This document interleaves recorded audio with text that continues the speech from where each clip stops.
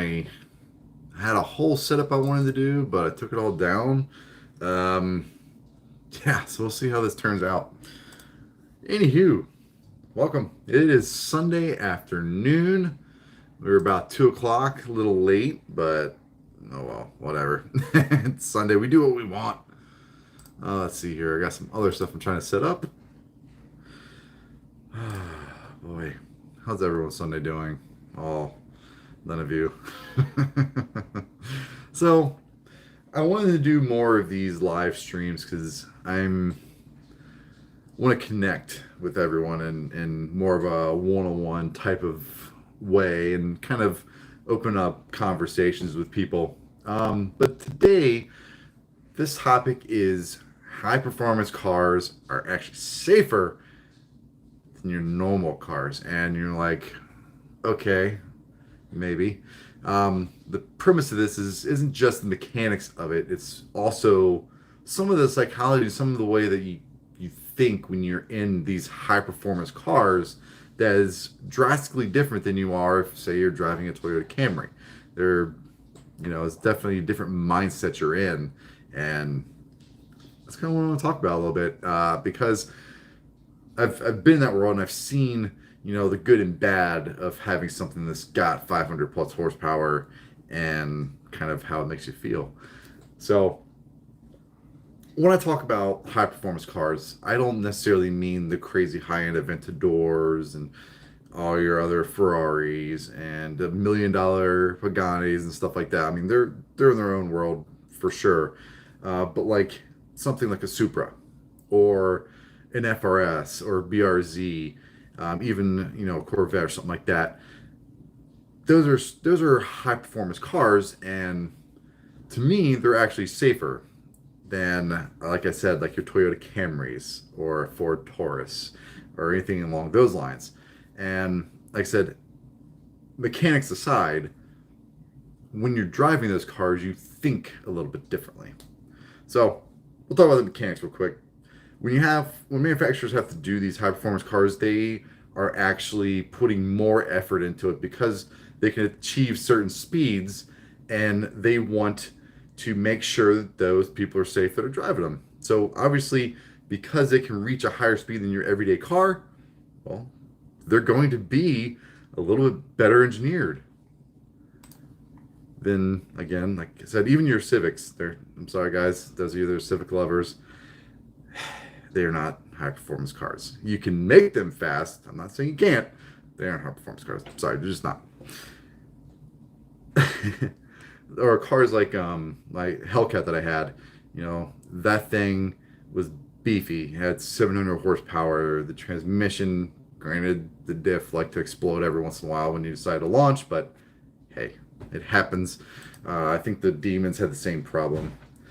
But that aside, when you're doing hard pulls with a 700 horsepower car, you're gonna have problems. But yeah, the engineering that goes into things that go 160, 200 miles an hour, they take everything into effect. The tires, the way the body moves and flexes when it hits a bump at those speeds, the way the suspension reacts when it hits a bump at those speeds is going to be way different than if you try to take a Corolla to 160 miles an hour. I don't know that they could do that, but should you do that, everything doesn't feel quite right. Like there's a happy zone of speed for every car. And once you get out of that, it starts to do weird things like the front end gets light or starts to shake violently. And that, even if everything's in order with your suspension and, your alignment straight, it doesn't matter. At high rates of speed, something car that isn't supposed to go that fast isn't going to like it. And that is what actually makes normal cars dangerous. The other thing, think about it, what brakes are on these high performance cars?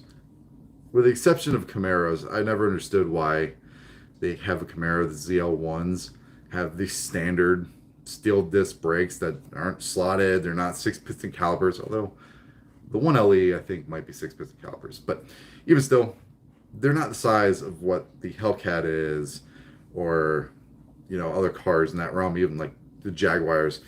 that can have carbon ceramic brakes. Like, why would you not put something on there that can stop a car that's 3,800 pounds, you know? Camaros aside. What is up, Rollo61? How you doing, man? How was your ride with Ducati today? I actually took mine out. It was lovely to finally get out in the morning and finally go for a ride. Haven't done that in forever. So yeah, high performance cars have just everything's a little bit better on them. Your suspension, your steering, and most importantly, your brakes. And those of us that like to speed, there's a lot. And unfortunately, there's some cars that just shouldn't be speeding. And it's not so much that when they're on the highway and they're flying, it's when they have to make a correction while on the highway flying. And because that vehicle isn't set up to be able to handle that type of stuff, that's when crashes happen. That's because there's so much body roll on a normal car that doesn't have a tuned suspension that it just takes those people out of the lane and then runs into someone else, and that's when you have all your problems.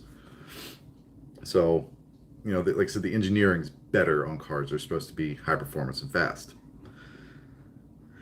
Now, the thing that I like about this little topic is the psychology of it, the mindset that people have with high performance cars. And that is, one, they're usually not cheap. So if you're buying a car, it's of high performance, it's 35 grand to, like I said, millions of dollars.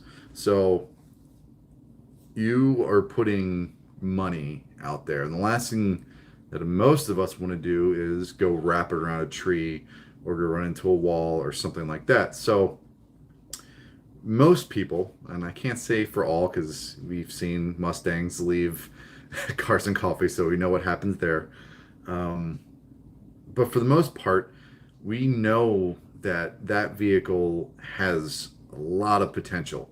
And to try to just mess with it on a regular basis and really rip it, you're going to be less inclined because one, tires are expensive, so you don't want to do too many burnouts. Two, parts are expensive. So being stupid and dumping a clutch all the time and doing crazy burnouts and donuts and everything else, you're going to be less likely to do on a regular basis because of the price of stuff. You don't want to blow your money. So there's that. Then it's something interesting happens once you get past 500 horsepower and you're driving on a normal road. You actually calm down a little bit because you're not trying to fight with that Toyota Corolla or the Camry. Sorry, Toyota, I'm not trying to mess with you, but you're not trying to fight with those cars for space. You actually relax a little bit because yeah, I can get past this person with a blip of the throttle, but I'm just cruising. It actually settles you down. When I got my Hellcat, that was the first thing I noticed is like, I'm sitting back here, all these people are trying to duck and weave between each other, and I'm just like, I'm just gonna hang back, fourth gear, cruise, nothing crazy. You actually settle down a little bit. It's kind of interesting. And then when things open up, you have the power to go around them all, which is amazing.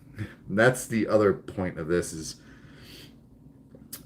people misjudge speed and space, and when they look at cars coming at them, they think they can make that opening, and that's why you see a lot of people get T-bone and stuff like that, because they're not very good at judging space and time, and they also misunderstand the performance of their car.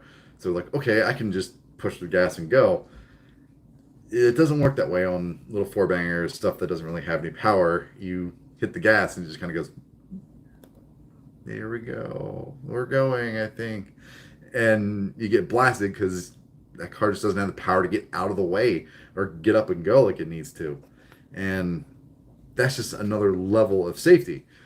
I think I did a video a while ago about this topic, and being able to get out of situations is like one of the number one things I love about high performance vehicles, because you see people being stupid, And in a normal car, you're kind of stuck because everyone's about the same as far as getting up and out. 100 horsepower isn't going to do a lot with 3,500 pound cars. It just takes too long and doesn't do anything. So when you have a higher performance car, you're like, okay, that's stupid. There's an opening. I'm through it and I'm gone. And that's safety to me. And the other thing is when you're in traffic and you go to slow down, I mentioned brakes. I'm not confident when I drive like a rental car that has piddly little brakes on them because you push them and they start to brake and then they kind of do. And when it's abrupt, you want to be those one people that slam on your brakes. A lower car, your normal stuff, you're going to lock up or you're going to go into ABS and you're going to travel further and hit a car. So high performance, they're just safer in so many different aspects. The other thing that happens when you buy something that's fast is I don't know about you, but I like being good at a lot of what I do, and part of that is driving. No idea what that sound was. I think my phone just went off for some reason. I don't know. Anyways, but I want to be good at driving, and that mentality is kind of transferred through a lot of people that buy this high performance stuff. They want to be able to utilize what they have. Like, what's the point of spending the money if you don't know how to use it, right? So most of them will go through an advanced level of driving and go through some school or go to a track day or do an SCCA like autocross type driving, and they'll learn how to actually control their vehicle at speeds. And you're not going to do that with your regular Hyundai. It's just not going to happen. People aren't going to want to take their Sentra out and go, you know what? Let me see what type of lap times I can spend at Indy. Unless it's a rental, I would absolutely do that with a rental because that's what they're meant for. Yeah, the mentality of people with these cars, it's totally different, and you want to learn and be better at driving these things, so you train, and it's fantastic. And again, this goes back to this money thing. You have a say 50, $100,000 car. The last thing you want to do is wrap it around a tree. Well, the only way to learn how to not do that is to go train. So this has been a little impromptu live chat. I wanted to do this like a week ago. Then I had a whole bunch of really cool filming opportunities and editing opportunities come up in the past day or two. So my mind is completely shifted from this whole topic, but I feel like I cover the gist of it. If I keep going, I'm just going to end up battling about the same crap. But those of you that are watching me, I mean, thank you. I greatly appreciate it. And I hope to be back again on Sunday next week. If you have any particular topic, I'm open. I have one other topic in mind at the moment, but as the weeks go on, and it'd be nice to hear what you guys think and kind of address them because I can do a little research on them now. And now that I have about a month ish, maybe a little bit shorter between my this semester that ended and my last semester in the fall, I can actually dedicate some time to actually doing these live streams properly and having a lot more notes and kind of making them a little bit more fun. But yeah, thanks for stopping by, Rollo, and one other person. I'm not sure who you are, but thank you. You all have a wonderful Sunday. I'm out of here. I don't know how to turn this thing off. Is that how we do it? Okay, there we go.